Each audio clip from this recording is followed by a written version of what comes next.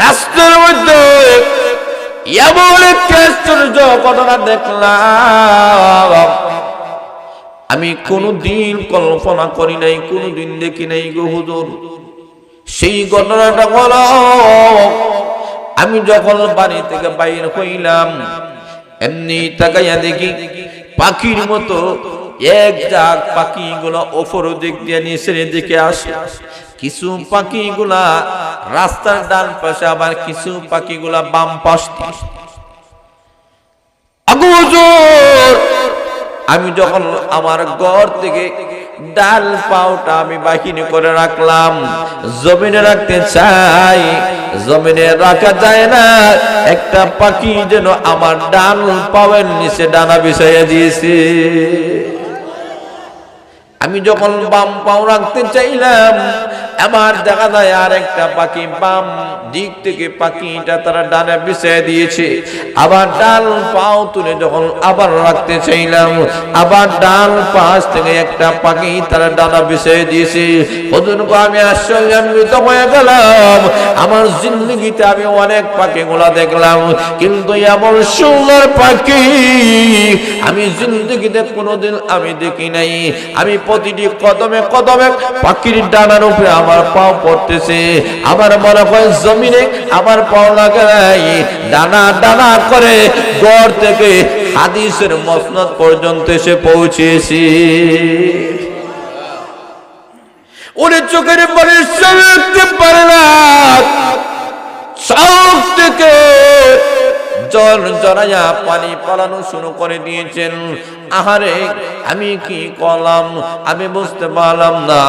আরে, আমি বুঝতে পেরেছি, গত রজনীতে যে আল্লাহর কাছে আমি দোয়া করেছিলাম, আল্লাহ মেহেরবানি করে আমার গাজ্জালির সামনে যেন আমি প্রশ্নের জবাব দিতে পারি, অথবা তুমি আমার গাজ্জালিকে এমন একটা বুঝ দিয়ে দিও যাতে সে নিজ থেকে যেন সে বুঝতে পারে রব্বুল আলামিন আমার দোয়া যে তোমার দরবারে কবুল হয়ে গেছে আমি বুঝতে পারি নাই।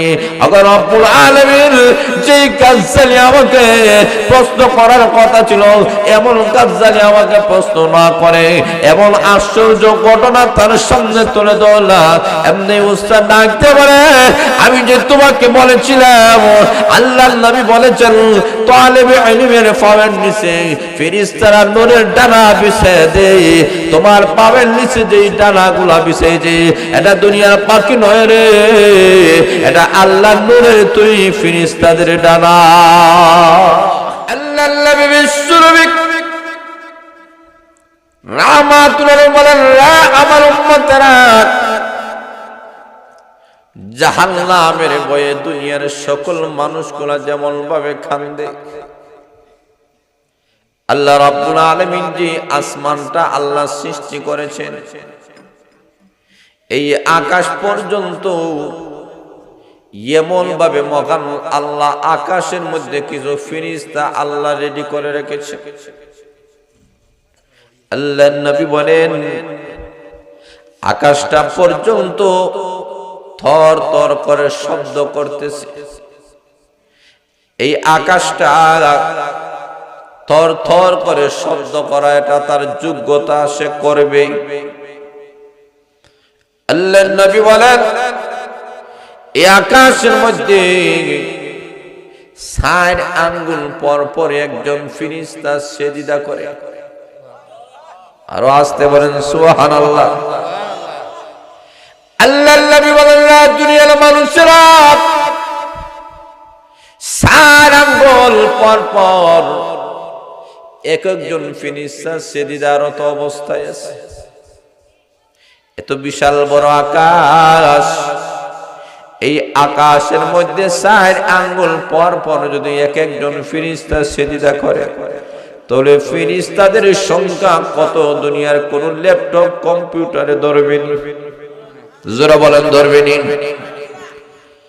আল্লাহর নবী বলে, প্রতি 4 আঙ্গুল পর পর আকাশের মধ্যে মহান আল্লাহ রাব্বুল আমিন অসংখ্য গণিত আল্লাহ ফেরেশতা রেডি করে রেখেছেন।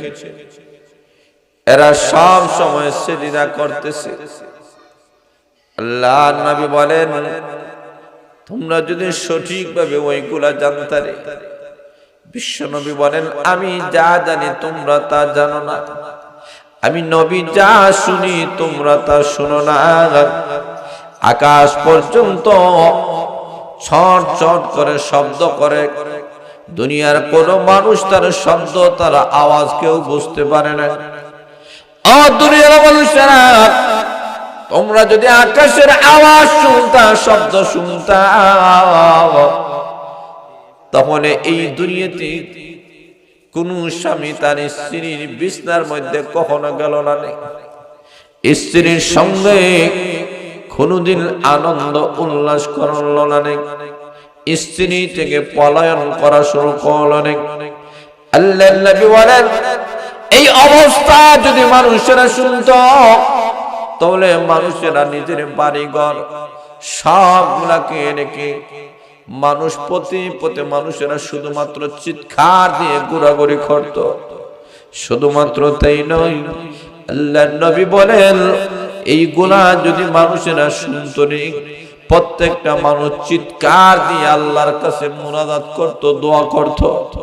আল্লাহর নবী বলেন, শুধুমাত্র তাই নয়, ওইগুলা যদি দুনিয়ার মানুষেরা শুনত, তাহলে মানুষেরা, আল্লাহর নবী বলেন, মানুষেরা কসম খেয়ে বলতো, আল্লাহ তুমি যদি আমাকে মানুষ না বানাইয়া যদি গাছ বৃক্ষ বানাইতা, তাহলেই তো ভালো ছিল। যেই গাছ বৃক্ষ গুলাকে কেটে ফেলা হয়, জোরে বলেন ঠিক না বেঠিক? আল্লাহ যেই মানুষের মতো মানুষ হওয়ার পরে জাহান্নামের লাকড়ি যদি হয়ে যায়, এমন মানুষ হওয়ার চাইতে গাছ হওয়াটাই ভালো, জোরে বলেন ঠিক না বেঠিক? আল্লাহর নবী বলেন, দুনিয়ার কোন মানুষগুলা ওই আকাশের শব্দগুলা শুনতে পায় না, একমাত্র আমি বিশ্ব নবী আকাশের শব্দগুলা শুনতে পাই।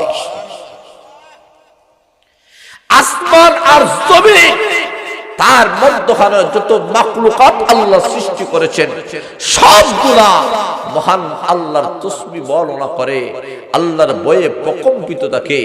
আমরা মানুষ হয়ে আল্লাহর ভয়ে, জাহান্নামের ভয়ে কান্দি না, জোরে বলেন ঠিক না বেঠিক? আর জোরে বলেন ঠিক না বেঠিক? আল্লাহর নবী বিশ্বনবী রাহমাতুল লিল আলামিন, দুনিয়ার মানুষেরা তোমরা শুনে নাও, জাহান্নামের ভয়ে তোমরা কাঁদো।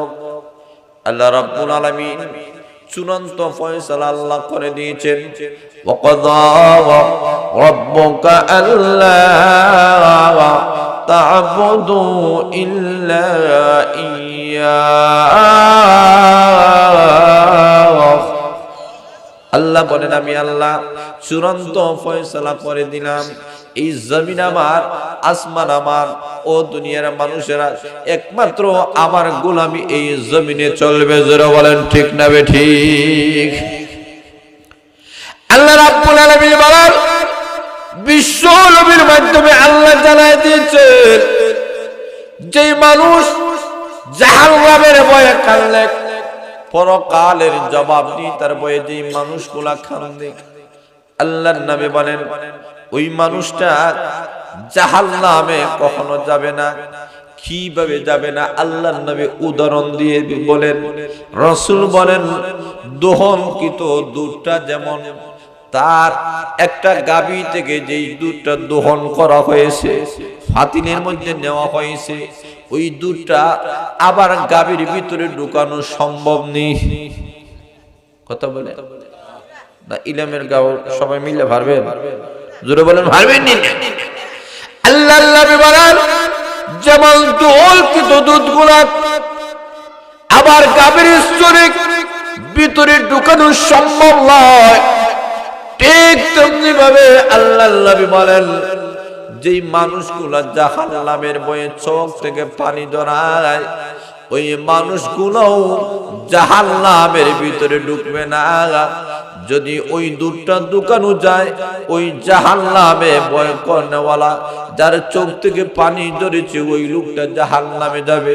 এর মানে রাসূল বোঝাইয়া দিয়েছেন, যেমন ভাবে দুধ দোকানো সম্ভব নয় রে, যেই মানুষগুলা জাহান্নামের ভয়ে চোখ থেকে পানি ফলাইবে, এমন মানুষ কখনো আল্লাহ জাহান্নামের লাকড়ি বানাবেন না।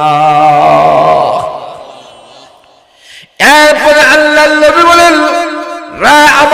উম্মতেরা যে সমস্ত মানুষগুলা মহান আল্লাহ রাব্বুল আলামিনের রাস্তায় চলাফেরা করতে গিয়ে যে পায়ের ধুলা আছে, আল্লাহর দ্বীনের পথে চলতে গিয়া পায়ের মধ্যে যে ধুলা বালুগুলা লাগে, একটা ইসলামী মাদ্রাসা প্রতিষ্ঠা করতে গিয়া এই দ্বীনের পথে চলতে গিয়া যে ধুলো বালুগুলা লাগলো, আজকের মাহফিলে আসতে গিয়ে যে ধুলো বালুগুলা আপনার পায়ের মধ্যে লেগেছে, আপনার শরীরের মধ্যে লেগেছে, আল্লাহ বলেন রে দুনিয়ার মানুষেরা, আল্লাহর পথের যে দুলাবানি, এই দুলাবানি জাহান্নামের দুয়ার সমান হতে পারে না, দুইটা কখনো এক হতে পারে না। জোরা বলেন ঠিক না বেঠিক? এর মানে হলো যিনি ইসলামী প্রতিষ্ঠান করতে গিয়ে জিহাদের ময়দানে জিতে গিয়া ইসলামটাকে কায়েম এবং দায়েম রাখতে গিয়া যারা পায়ের মধ্যে ধুলো বালু লেগেছে, এই মানুষ জাহান্নামের দোয়ার মধ্যে যাবে। এটা কখনো হতে পারে না। দুইও জিনিস এক রকম নয়, এক নয়, সমান নয়, মানে দুইটা দুই রকম। জোরা বলেন ঠিক না বেঠিক? আল্লাহর পথে দ্বীনের পথে ইসলামী প্রতিষ্ঠানগুলো কায়েম করতে গিয়ে যে ধুলা বালু লেগেছে, ওই ধুলার দাম আল্লাহর কাছে বেশি, আল্লাহর কাছে বড় সম্মানিত, বড় মর্যাদাশালী। জোরা বলেন ঠিক না বেঠিক? এর মানে কোনো ওই ধুলা আর দোয়া, জাহান্নামের দোয়া কখনো এক হবে না। এর মানে হয়েছে এই মানুষগুলোকে আল্লাহ জাহান্নামের লাকড়ি কখনো বানাবেন না। আরো আসতে বলেন সুবহানাল্লাহ। আল্লাহ নবী বলেন আমার উম্মতের দুইটি চক্ষুর বড় দাম। এক চক্ষু, যেই চক্ষুটা থেকে পানি ঝরেছে জাহান্নামের ভয়ে, আল্লাহ জাহান্নামের ভয়ে যে মানুষের চোখ থেকে পানি ঝরেছে, এমন চোখটাকে মহান আল্লাহ জাহান্নামের লাকড়ি বানাবেন না। এই চোখের দাম আছে নি? কথা বলেন, দাম আছে নি? দুই নম্বর হলো ওই মুজাহিদ যুদ্ধের ময়দানে গিয়েছে, আল্লাহর রাস্তায় গিয়েছে, তাকে ফারাদারের দায়িত্ব দেওয়া হয়েছে। তুমি ঘুমাবা না, মুজাহিদদেরকে তুমি একটু দেখশুন করবা, রাত্রি জাগরণ করবা। তুমি ঘুমাইলে মুজাহিদরা দ্বীনের রাস্তায় মুজাহিদরা ঘুমাতে পারবা না।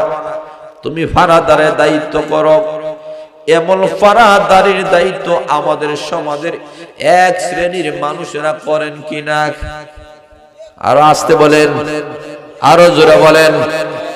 যেমন লোকদের এই জায়গায় যাবে মদিনাতুল উলুম মাদ্রাসা এতিমখানা প্রতিষ্ঠা করার পর থেকে নিয়ে এই মাদ্রাসার সভাপতি সাহেব সহ এই এলাকার মুরব্বিয়ান একরাম, ওলামায়ে কেরাম, যুবক ভাইদের আরামের ঘুম হারাম হয়ে গেছে।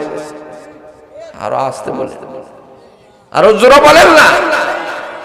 আজকের মাহফিলের আয়োজন করতে গিয়ে এই মাহফিলে আমরা যারা অংশগ্রহণ করলাম, আমরা শুধুমাত্র তো আজকে রাত্রে হয়তো জাগ্রত থাকবো, আগামীকাল জাগ্রত থাকবো না, কিন্তু আজকের এই মাহফিল লাগে সফল করার জন্য এই মাদ্রাসার মুহতামিম সাহেব, শিক্ষা সচিব সাহেব, মাদ্রাসার সভাপতি, সেক্রেটারি, ক্যাশিয়ার, সকল সদস্যরা প্রায় মাস হয়ে গেছে, তাদের কোনো ঘুম নাই। আরো আসতে বলে, আরো জোরে বলেন ঠিক না ঠিক? কেন ঘুম নাই? দিনের পর দিন উলামায়ে কেরামের সাথে যোগাযোগ ব্যবস্থা রক্ষা করেছেন, পোস্টার করেছেন, লিফটে সামাইয়েছেন, মানুষদেরকে দাওয়াত করেছেন, মাইকের ব্যবস্থা করেছেন, স্টেজের ব্যবস্থা করেছেন, প্যান্ডেলের ব্যবস্থা করেছেন। জোরে বলেন ঠিক না ঠিক? তো বলে লক্ষ্য করে দেন, আপনি আমি শুধুমাত্র আজকের রাতটা আমরা উজাগরি থাকবো, চোখের ঘুম আমরা হারাম করে দিব। কিন্তু এই দ্বীনি প্রতিষ্ঠানটাকে যারা ধরেছেন, যারা করেছেন, তারা শুধুমাত্র আজকের রাত নয় রে, এই মাহফিল আজকে থেকে পূর্ব 1 মাস পর্যন্ত তাদের ঘুম নাই, রীতিমতো খানি নাই। জোরে বলেন ঠিক না বেঠিক?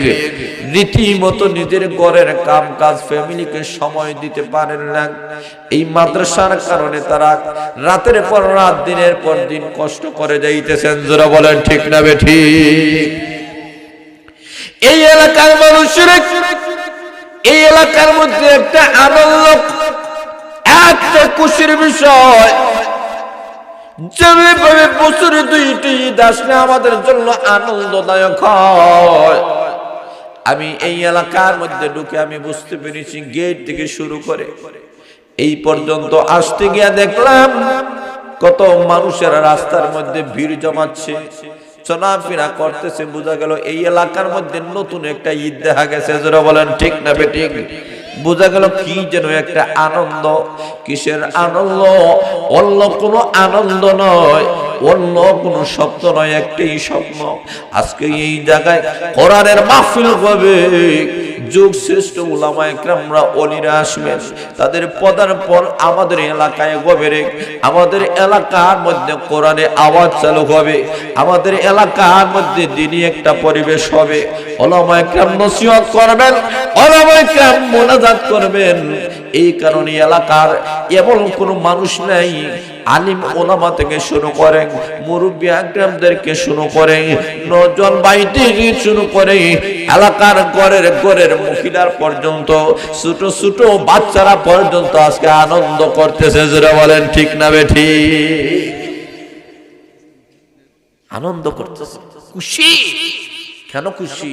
তাদের খুশি হচ্ছে এই জায়গায় কোরআনের মাহফিল হইতেছে। যারা বলেন সুবহানাল্লাহ। আপনারা খুশি না বেজার? আরো যারা বলেন খুশি না বেজার?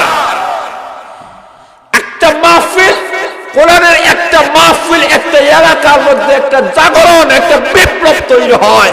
একটা মাদ্রাসা একটা এলাকার জন্য নিয়ামত। যারা বলেন সুবহানাল্লাহ। আমাদের সামনে যে বুজুর্গ বসে আছে, এইরকম বুজুর্গদেরকে আমরা বিভিন্ন মাহফিলে দাওয়াত করে মাসের পর মাস, বছরের পর বছর আমরা ডেট নিতে পারি না, আমরা সময় পাই না।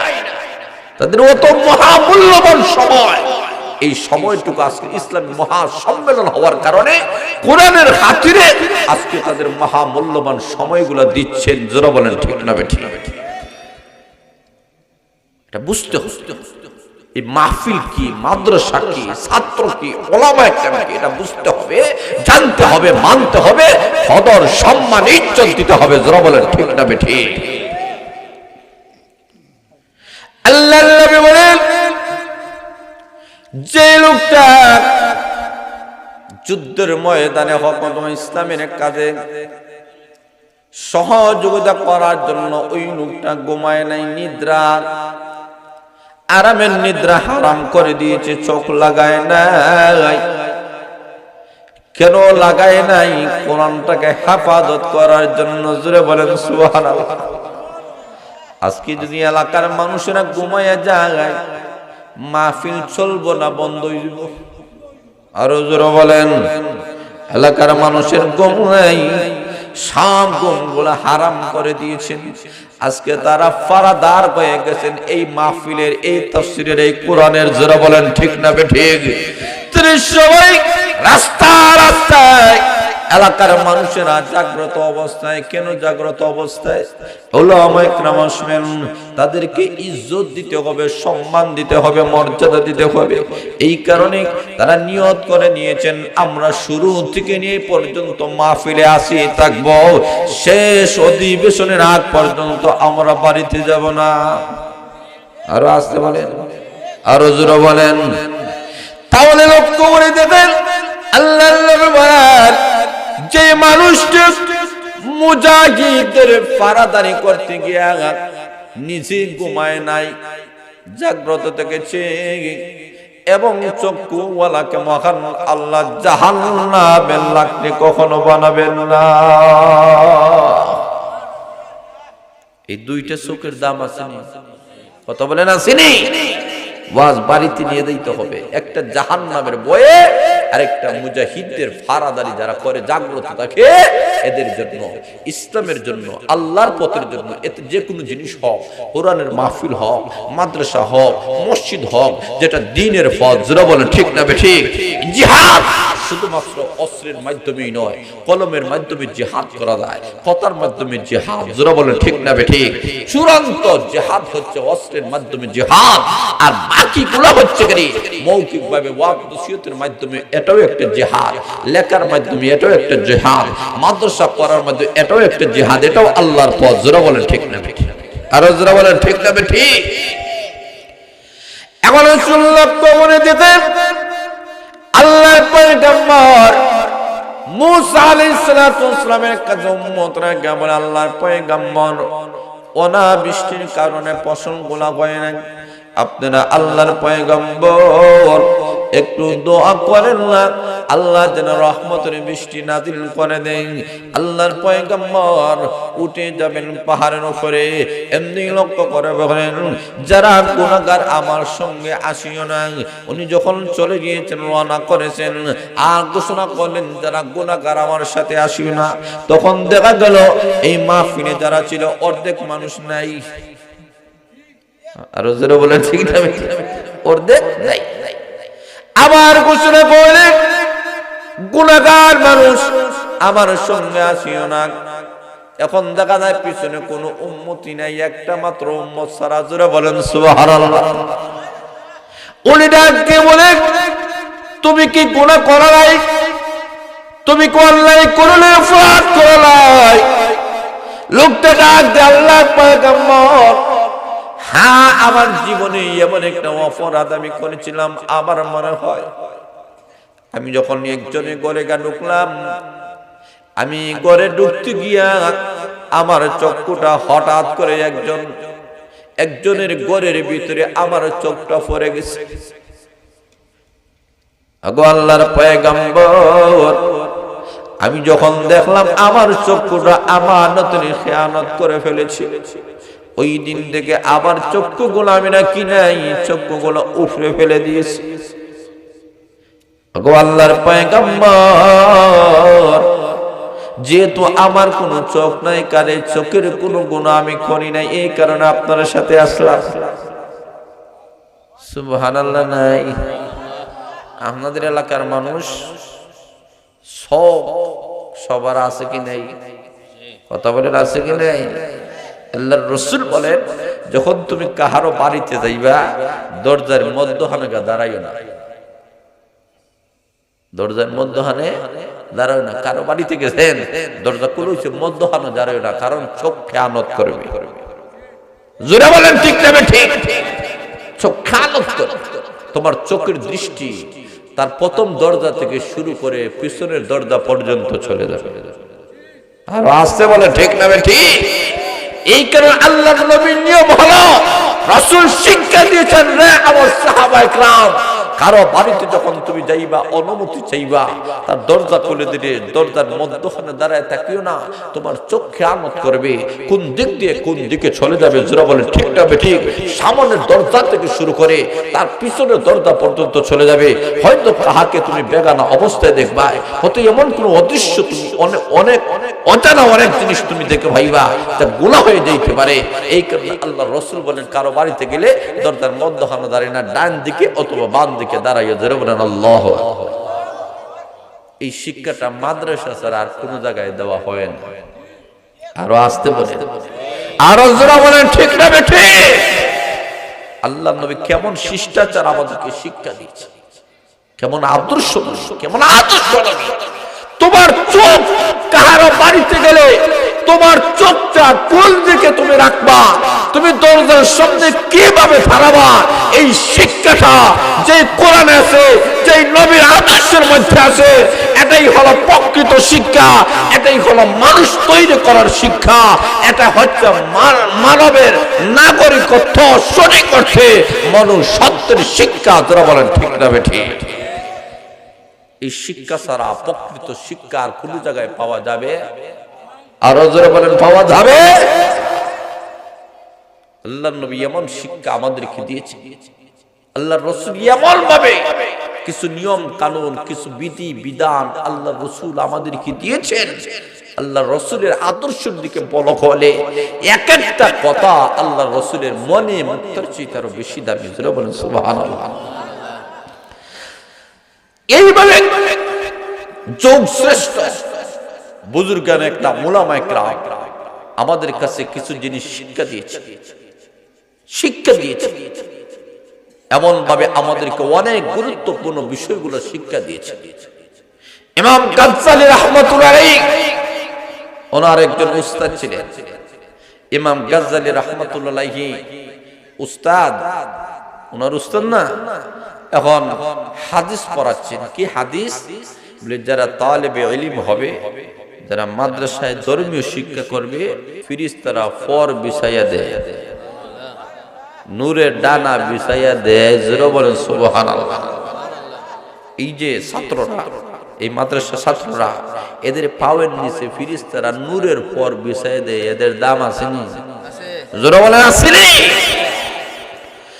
ইমাম গাজ্জালী রাহমাতুল্লাহ উস্তাদ বলেছেন, রে আমার ছাত্র, আল্লাহ নবী বিশ্বনবী রাহমাতুল আমিন তালিবে ইলমের ফজিলত বর্ণনা করতে গিয়ে বলেছেন, তাদের পায়ের নিচে ফেরেশতারা ফর বিছায়া দেন। উনি প্রশ্ন করে দিলেন, হুজুর গো, ফর যদি বিছায়া দেয় কোনদিন দেখি আমরা দেখি নাই, কোনদিন দেখি নাই, আমরা তো দেখতে পাইলাম না। আল্লাহ নবী যে বলেছেন আমাদেরকে একটু সুন্দর করে বুঝাইয়া আমাদেরকে দেন। জোরে বলেন আল্লাহ নবী যা বলেছেন সবগুলা সত্য না মিথ্যা? আরো জোরে বলেন। আল্লাহ নবী বলেছেন এটার মধ্যে কোনো সন্দেহ নাই, কিন্তু আমরা দেখি না। জোরে বলেন ঠিক না বেঠিক? এখন শুনুন ভাইরা, এমন ভাবে উনি প্রশ্ন তুলে ধরেছেন। উস্তাদ বলেন আল্লাহর নবী বলেছেন তো ঠিক আছে, ছাত্র কেমন ছাত্র বলেন না, বুঝাইয়া না দিলে হবে না। জোরে বলেন আল্লাহু আকবার। তখন উনি বলেন হ্যাঁ বুঝতে পেরেছি, তোমাকে যদি আমাকে বোঝানো লাগে না। উস্তাদ বলেন এখন তো আমার কিতাব বেশি মোতালা নাই, আমি সঠিক জবাব তো এখন পরিপূর্ণভাবে দিতে পারবো না। উনি বললেন ঠিক আছে, নিজের কথাগুলোকে অন্যভাবে বললেন, ঠিক আছে বাবা, আজকের জন্য শুনি, আগামীকাল ক্লাস শুরু করেন, আগামীকাল বলবো, আজকে সময় নাই। এর মানে হলো উস্তাদ বুঝিয়ে দিয়েছেন আজকে না আগামীকালকে বলবো। উদ্দেশ্য বলো আমার তো জানা নাই, আগামীকাল কিতাবগুলা মোতালা করে অন্বেষণ করে আমার ছাত্রের সামনে আমি সঠিক ব্যাপার সুন্দরভাবে বুঝাইয়া দিব, যেহেতু অবশ্যই কোরআন হাদিসের ব্যাখ্যার মধ্যে এগুলো আছে। জোরে বলেন ঠিক না ঠিক? আরো জোরে বলেন। উস্তাদ বাড়ির মধ্যে চলে গেলেন। বাড়ির মধ্যে গিয়া এক এক করে কিতাবগুলা মোতালা করা শুরু করে দিয়েছেন। কিতাব পড়তেছেন, কিতাব পড়েন, কিন্তু এমন ভাবে বুঝ দেওয়ার মতো তো কোনো কথা উনি পান না। কিভাবে ওই ছাত্রটাকে বুঝ দিবেন? কারণ সকল ছাত্র কিন্তু সমান হয় না। যারা বলেন ঠিক না বেঠিক? কোন ছাত্র আছে স্বাভাবিক বললেই বুঝে নেই, কোন ছাত্র আছে বিতর্কত জিনিস বুঝতে চায়, হিকমত বুঝতে চায়, কৌশল বুঝতে চায়। যারা বলেন ঠিক না বেঠিক? এমন ছাত্রের মাধ্যমে উস্তাদের ইলম আমল বাড়ে। যারা বলেন ঠিক না বেঠিক?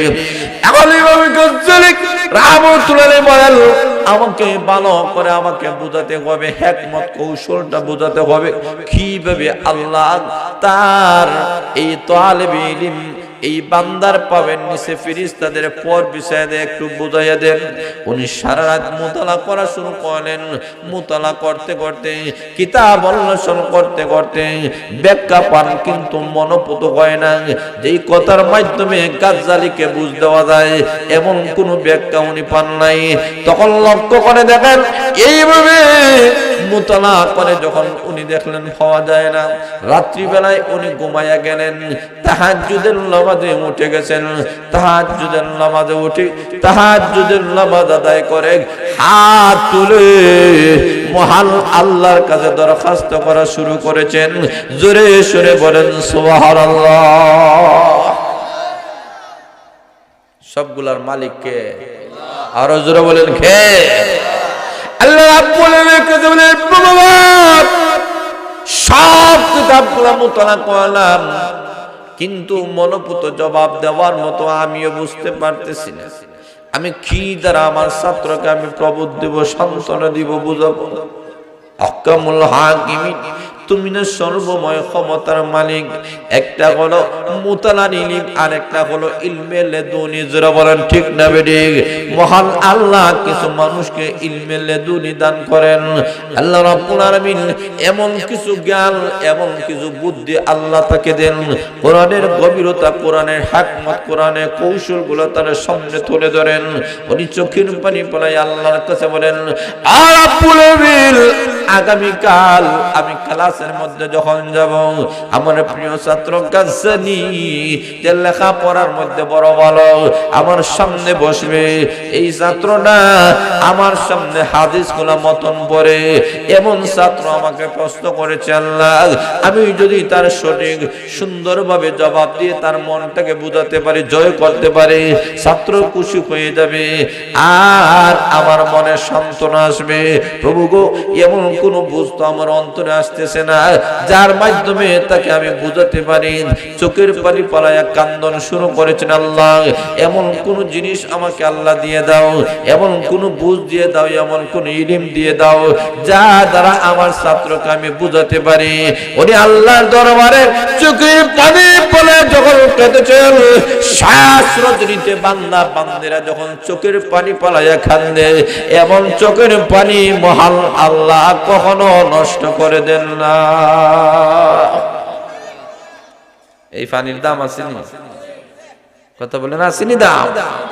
গভীর রজনীতে আল্লাহর দরবারে যারা কান্নাকাটি করে, এই কান্নাকাটির দাম আছে।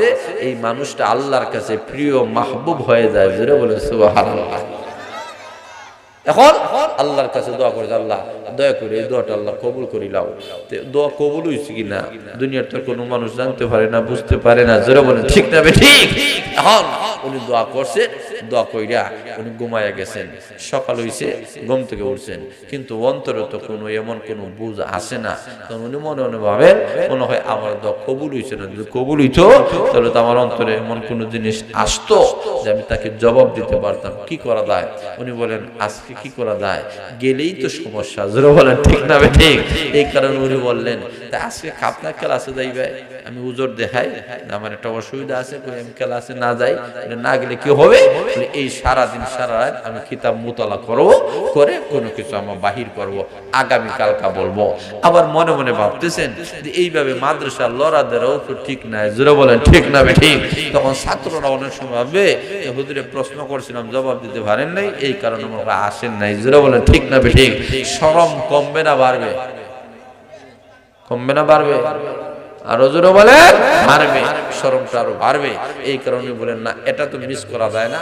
মাদ্রাসায় চলে গেছেন, মাদ্রাসায় যাওয়ার পরে আল্লাহর কাছে দোয়া করতে, আল্লাহ আল্লাহ সব ছাত্ররা আসুক, গাছজালি যেন না আসে, গাছজালি যেন না, আরো জোরে না আসে, গাছজালি যেন না আসে। আসলেই তো প্রশ্ন করবে। তখন উনি মনে মনে দোয়া করতে, আল্লাহ গাছজালি যেন না আসে। দোয়া করে আতলামাইতে দেরি হয়েছে, গাছজালির সামনে বসতে দেরি হয় নাই। যেখানে গেলে বাঘের ভয়, ওখানে গেলে রাইত হয়। জোরে বলেন ঠিক না? এখন ছাত্রটা আগে বুঝছে। এখন উনি তো মনে মনে ভাবতেছে, আল্লাহ প্রশ্নটা তো করবো, যদি সে না আসতো অন্যকে বলতাম শুরু করো, মতন ভরা শুরু করো। আর যদি প্রশ্ন করতে বলতাম সে তো আসে নাই, আজকে জবাব দিব না, আগামীকাল দিব। জোরে বলে ঠিক না ঠিক? এখন চলে এসেছে, এখন কি করা যায়? এখন আল্লাহ দোয়া করলাম, দেখা যায় দোয়া উল্টো হয়ে গেছে, কবুল হয়েছে না। জোরে বলে ঠিক না ঠিক? এখন কি করা যায়?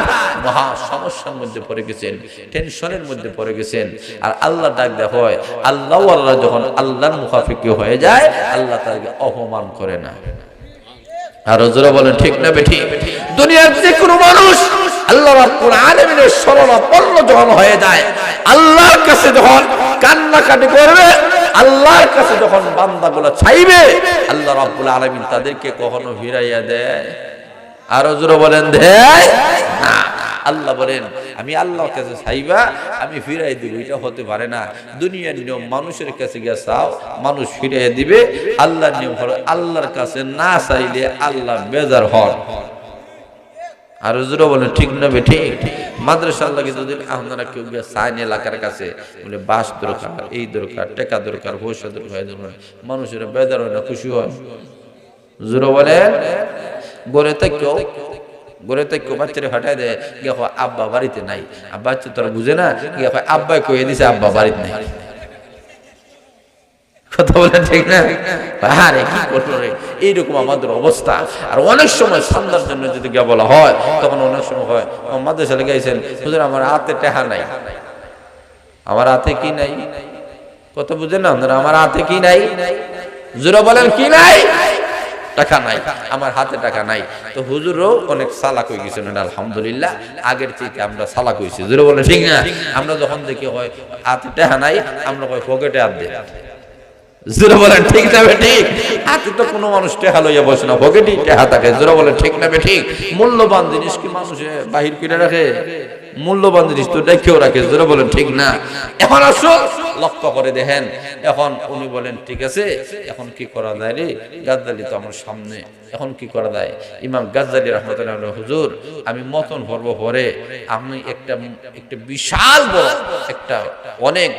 একটা আশ্চর্যের একটা ঘটনা আজকে রাস্তা দিয়ে আসছে, যে দেখলাম এই ঘটনা না বলার আগ পর্যন্ত আমি মতন পড়ব না।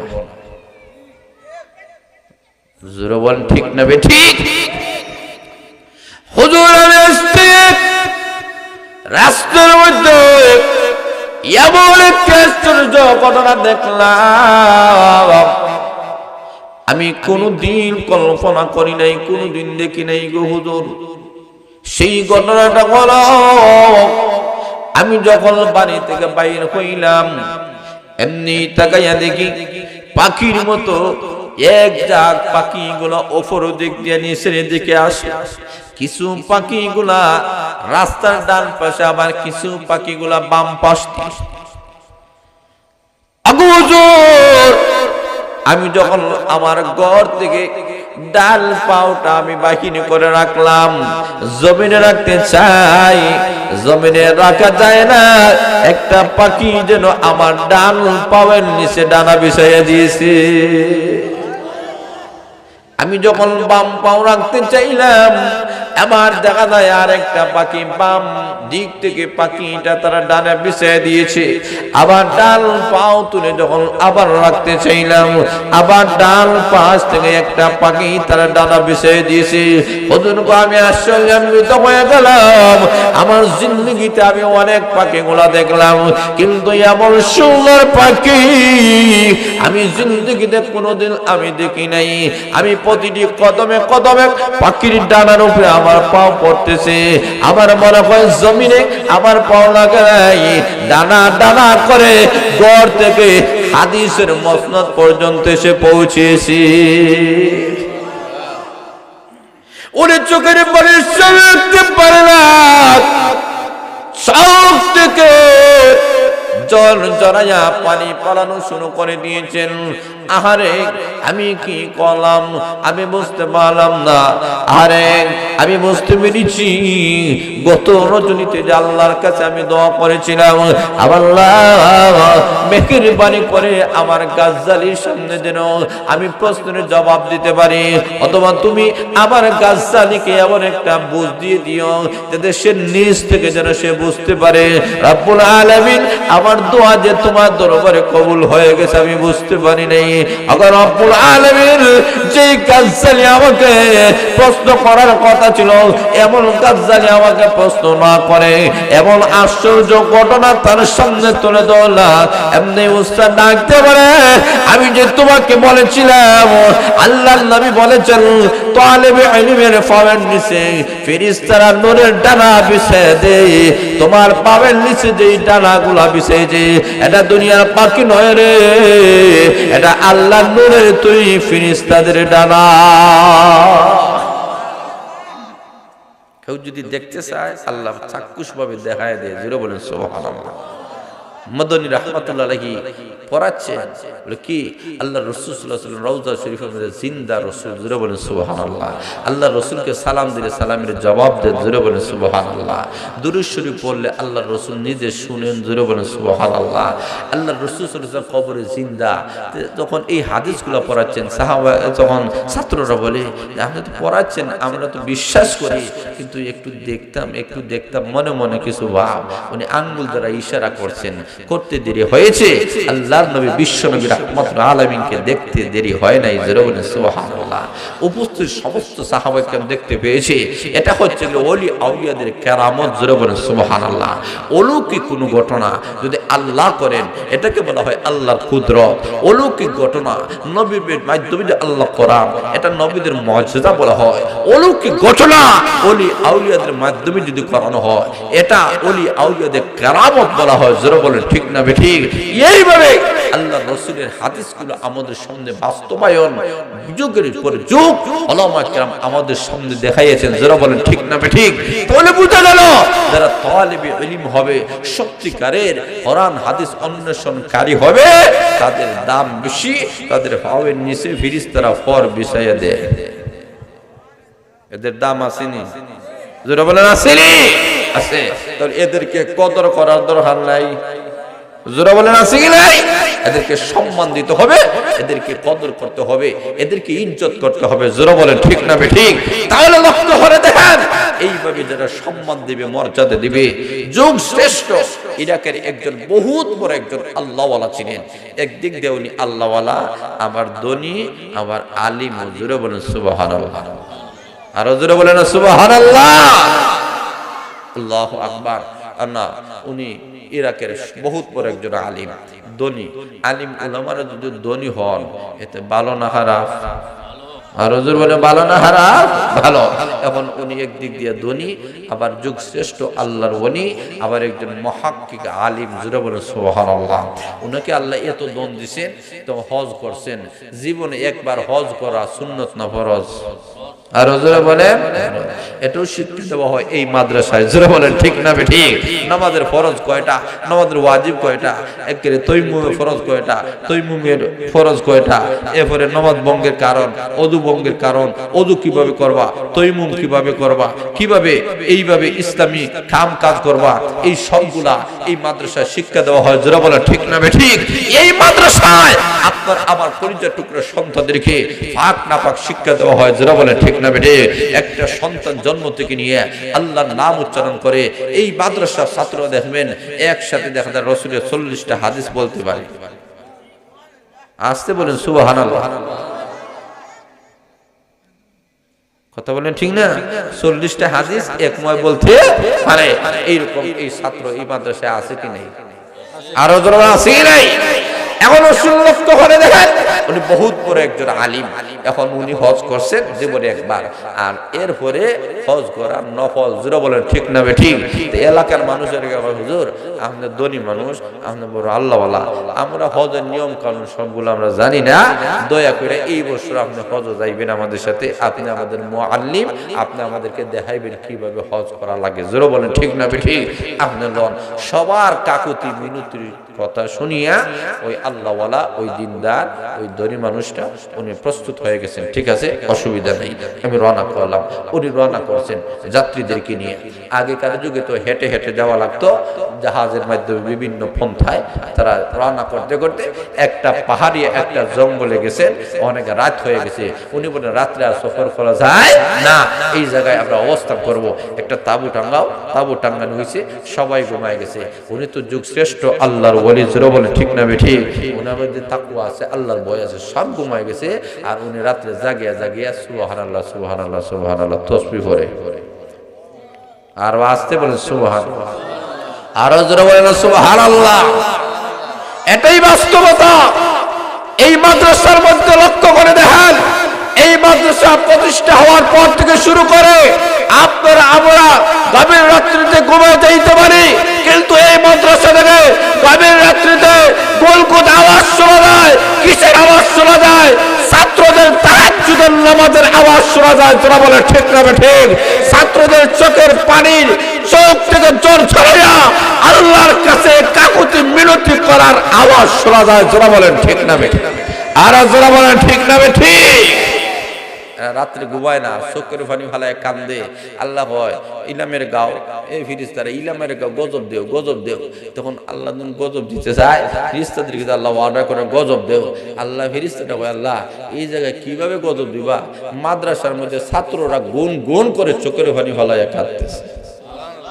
আর আসতে বলেন সুবহানাল্লাহ। প্রভু যেই ইলামের গাও এমন একটি মাদ্রাসা তৈরি হয়েছে, এই মাদ্রাসার মধ্যে ছাত্ররা 24টি ঘন্টা রুটিন করে নিয়েছে শুধু আল্লাহর কালাম তেলাওয়াত করে। 24টি ঘন্টা কোরআন তেলাওয়াত করে রে। এরা নবীর সুন্নাত তরিকা অনুযায়ী চলে। ছোট ছোট বাচ্চারা নাবালক রয়ে গেছে, এখনো পর্যন্ত সাবালক হয় নাই, কিন্তু তাদের শরীরের দিকে তাকাইলে ফিরিস্তাদের মতো লাগে। যারা বলেন ঠিক না বেঠিক? কত সুন্দর মাথায় হাগরি, কত সুন্দর সুন্নতি লেবাস। এরা খাইতেও নবীর সুন্নত, ঘুমাইতে নবীর সুন্নত, চলাফেরা করতে নবীর সুন্নত, উঠা বসায় নবীর সুন্নত। যারা বলেন ঠিক না বেঠিক? এবং ছাত্ররা কবির রজনীতে চোখের পানি পালায়া যখন কান্দে, ফিরিস্তারা বলেন, প্রভু গো ইলামি গাঁওয়ের মধ্যে আল্লাহ তুমি করুণা দিও না, করুণা দিয়ে তাদেরকে ধ্বংস করে দিও না। আল্লাহ আসমান থেকে আযাব আর গজব দিও না। এখানে না তোমার দিনই একটা মাদ্রাসা, এখানে না কোরআন পড়ানো হয়, এই জায়গা ধ্বংস হয়ে গেলে কোরআন কারা পড়াবে? কে পড়বে? আর রব্বুল আলামিন এই জায়গার মধ্যে আযাব আর গজব দিও না। ফেরেশতারা যখন আল্লাহর কাছে বলে, আল্লাহ মুস্কি হাসি দিয়ে বলেন, আমি আল্লাহ রব্বুল আলামিন আহকামুল হাকিমিন, আমি আলিমুল গায়ব, গায়বের খবর আমি আল্লাহ জানি, আমি আল্লাহ জানি। দুনিয়ার মানুষের রে তোমরা যা জানো আমি আল্লাহ তার চেয়ে বেশি জানি। তোমরা আগামী কাল কি হবে জানো না, পরবর্তীতে কি হবে তোমরা জানো না, ভবিষ্যতে কি হবে তোমরা জানো না। আমি জানি, আমি আহকামুল হাকিমিন জানি। এই জায়গায় একটা মাদ্রাসা হয়েছে, আমি জানি। কেন তোমাদেরকে প্রশ্ন করলাম? কারণ তোমরা না বলেছিলে কেন মানুষ বানাইবা? এরা দাঙ্গা হাঙ্গামা সৃষ্টি করবে, এরা মারামারি করবে। আপনারা বল ফিরিস্তারা বলেছিল পরওয়ারদিগার এরা না মাদ্রাসা বিরোধী হবে, এরা কোরআন বিরোধী হবে, এরা ইসলামের বিরোধী হবে। এমন মানুষ কেন আল্লাহ বানাতে চায়? ফিরিস্তারা বলেছিল। আল্লাহ ডাক দিয়ে বলেন, ও ফিরিস্তারা তোমাদেরকে সাক্ষী রেখে আমি আল্লাহ ঘোষণা দিলাম, ইলামি গাঁওয়ের একটা মানুষ রয় নাই এই মাদ্রাসা বিরোধী। যারা বলেন ঠিক না বেঠে? ইলামের গাঁও প্রত্যেকটা মানুষ, প্রত্যেকটা জনগণ, প্রত্যেকটা সদস্য, প্রত্যেকটা ঘরের মানুষ এই কোরআন ওয়ালা হয়ে গেছে। কোরআনের ছায়া তলে তারা চলে এসেছে, কোরআনের পক্ষে তারা কথা বলতেছে। যারা বলেন সুবহানাল্লাহ। আপনি 10 টাকা দেন, তারা দেয় 20 টাকা। জোরে বলেন সুবহানাল্লাহ। আপনি 100 টাকা, তারা 1000। জোরে বলেন ঠিক না ঠিক? আপনি একতলা বানান, তারা হয় আমরা 5 তলা বানাই দিলাম। এটা আমাদের মাদ্রাসা। জোরে বলেন ঠিক না ঠিক? এই মাদ্রাসার জন্য এই এলাকার উলামায়ে কেরাম, মুরব্বিয়ানে কেরাম, যুবক ভাইরা সর্বাত্মকভাবে তারা বলতেছে যে এই মাদ্রাসার জন্য আমাদের এলাকার সুনাম বাড়ছে, সুখ্যাতি বাড়ছে, আমাদের সন্তানগুলো হাফিজ হচ্ছে, আলিম হচ্ছে, মাওলানা হচ্ছে, শেখুল হাদিস হবে, যুগ শ্রেষ্ঠ আল্লাহর ওলিরা এই জায়গা থেকে তৈরি হবে। এমন মাদ্রাসার বিরোধিতা আমরা করতে পারি না। এই মাদ্রাসার জন্য টাকা দেওয়া, পয়সা দেওয়া, শ্রম দেওয়া, মেধা দেওয়া সর্বাত্মকভাবে আমরা সহযোগিতা করতে রাজি আছি। যারা বলেন ঠিক না ঠিক? আর যারা বলেন ঠিক না ঠিক? মাদ্রাসার পক্ষে আমরা সুবহানাল্লাহ নাই। আর যারা হল্লা সুবহানাল্লাহ। ফিরিস্তারা হয় আল্লাহ গজব দিলাই, আল্লাহ গজব দিস না, কোন জায়গায় দিবে? এই জায়গায় সব মাদ্রাসার পক্ষে। জোরে বলে সুবহানাল্লাহ। আর জোরে বলে সুবহানাল্লাহ। তোমরা জানো না অন্তর থেকে এরা মাদ্রাসাকে ভালোবাসতেছে। ছোট ছোট বাচ্চারা যখন হেঁটে যায় তাদের চোখ থেকে পানি জোরে জোরে পড়তেছে। আরে আমার একটা সন্তান যদি এইরকম নিষ্পাপ বাচ্চা এইরকম হাফিজ হইতো, আলিম হইতো, মাদ্রাসায় পড়তো, আমার জীবন ধন্য হয়ে যেত। কথা বলেন ঠিক না? এইরকম আফসোস আসেনি? জোরে বলেন আসেনি? এমন সময় আল্লাহর ওলি পাহাড়ের উপরে তাসবিহ পড়তেছেন, এমন ভাবে তাসবিহ পড়া শুরু করে দিয়েছেন। তাসবিহ পড়তে পড়তে হঠাৎ করে তাকায়া দেখেন পাহাড়ের নিচের দিক দিয়ে একটা যুবতী সুন্দরী মহিলা, বুঝতে বোঝা যায় সুন্দরী হবে যুবতী মহিলা, বোরকা পরিধান করে পাহাড়ের গিরিপথ দিয়ে যাওয়া রওনা শুরু করে দিয়েছে। তার হাতে মোজা, পায়ে মোজা, কারণ এই মহিলাটা যেমন তেমন মহিলা নয়, এই মহিলাটা মহিলা মাদ্রাসায় পড়ছে।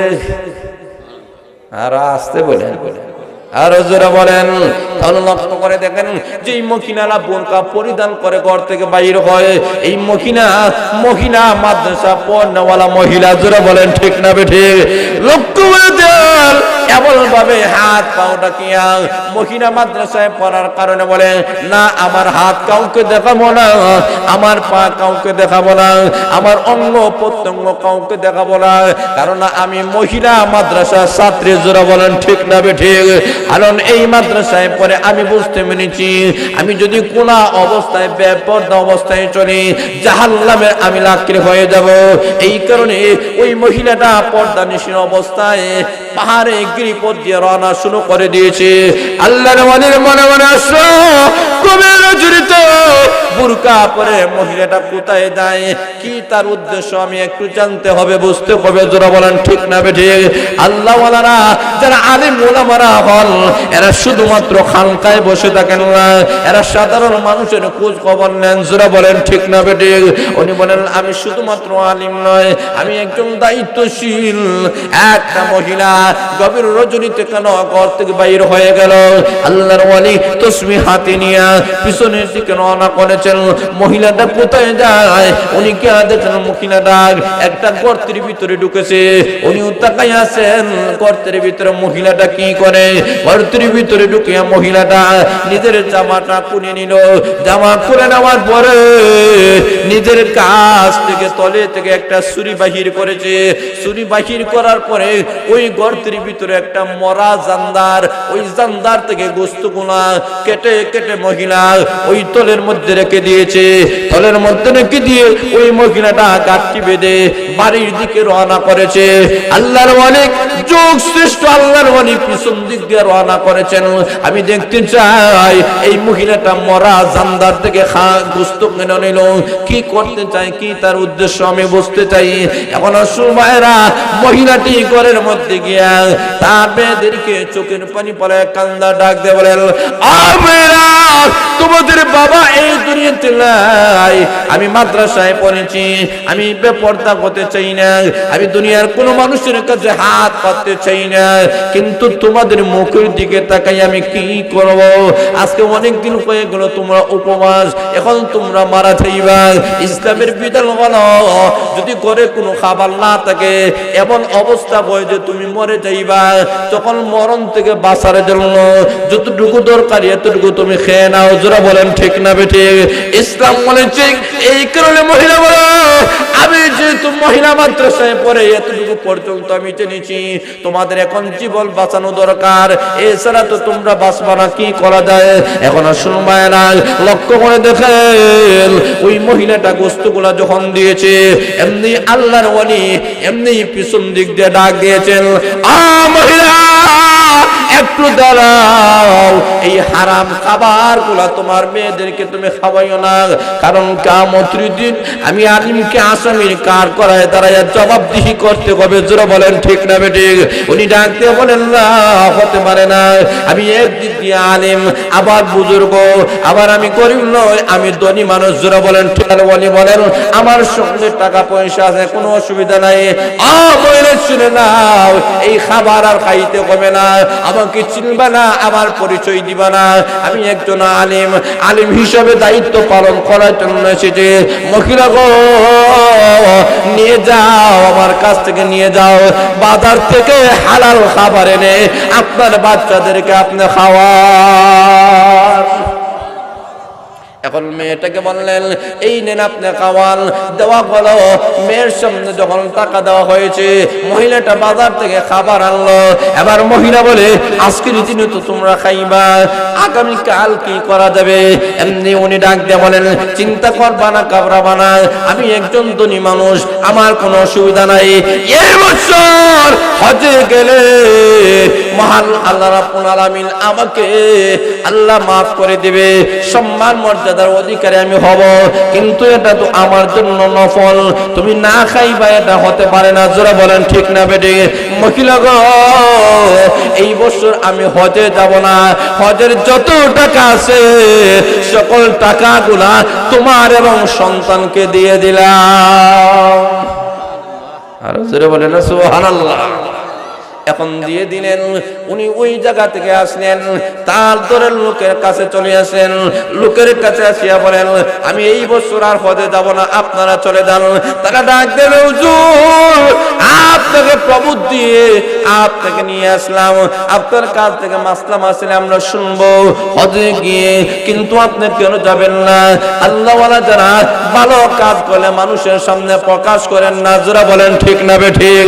উনি বলেন না, এমন একটা সহযোগিতা করেছি, অনেক আল্লাহওয়ালারা এমন আছেন যারা মাদ্রাসা বানায় দেন, বিল্ডিং বানায় দেন, লক্ষ লক্ষ কোটি কোটি টাকাগুলা মাদ্রাসায় দান করেন, কিন্তু কোন নাম উল্লেখ করেন না। যারা বলেন ঠিক না বেঠিক? উনি ডাক দিয়ে বলেন না আমার সমস্যা আছে, আমি যাব না, তোমরা চলে দাও। সাথে সঙ্গীরা রাগান্বিত হয়ে গেল। যাও ঠিক আছে, আপনি চলে যান বাড়ির দিকে।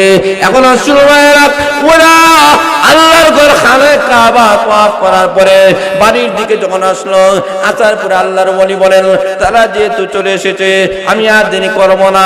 চলে গেলেন তাদের সাথে মুসাফা মুআনাকা করার জন্য। মুসাফা মুআনাকা করেন আর বলেন তোমরা আল্লাহর বাড়ি থেকে এসেছো, তোমরা বরকতওয়ালা, তোমরা পুরো আল্লাহওয়ালা। জোরে বলেন ঠিক না বেঠিক? তারা ডাক দিয়ে বলেন আপনি কি আমাদের সাথে মুশকানি করেন? ওগো হুজুর এটা করা ঠিক হয় নাই।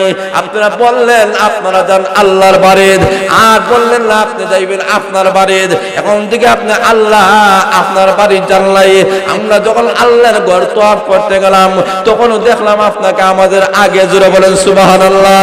আমরা যখন সাফা মারওয়া তওয়াফ করলাম, চক্কর দিলাম, দৌড় দিলাম, তখন দেখি আপনি আমাদের আগে।